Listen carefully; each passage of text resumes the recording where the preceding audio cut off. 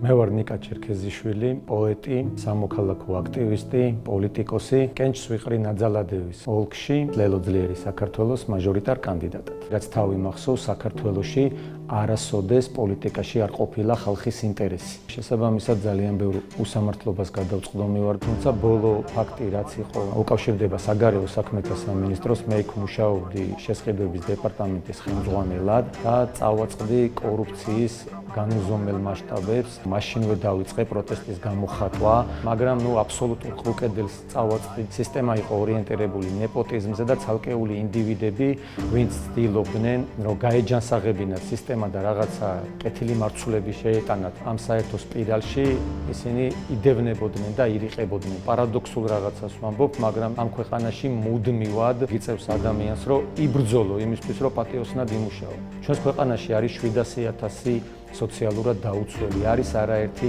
საჯარო მოხელე, ვისაც აქვს ორგანული ბრაზი ამ ხელისუფლების მისამართით, მაგრამ ამ ადამიანებს არ შეუძლიათ რუსთაველის გამზირზე გამოსვლა და ღიად პროტესტის გამოხატვა, იმიტომ რომ ბევრი მათნაირი გაათავისუფლეს სამსახურებიდან, ძალიან ბევრ სოციალურად დაუცველს მოუხსნეს ეს დახმარება, როცა მან ღიად გამოხატა პროტესტი. ამიტომ ყველგან უნდა დავხვდეთ ამ ადამიანებს, სადაც მოვლენ საკუთარი პოზიციის გამოსახატად, ზოგი ამას ახერხებს ღია სივრცეში რუსთაველის გამზირზე, ზოგი ამას მოახერხებს საარჩევნო უბნებთან. ამიტომ ჩვენ გვაქვს ეს პასუხისგებლობა, რომ არც ერთი ადამიანი არ დავტოვოთ პირისპირ რუსული რეჟიმის წინაშე. კონსოლიდაცია ძალების, როგორც საპროტესტო მოძრაობის, ისე არჩევნებში მონაწილე საზოგადოების, ეს არის ერთადერთი გზა, რასაც შეუძლია რომ ეს ქვეყანა იხსნას რუსული რეჟიმისგან.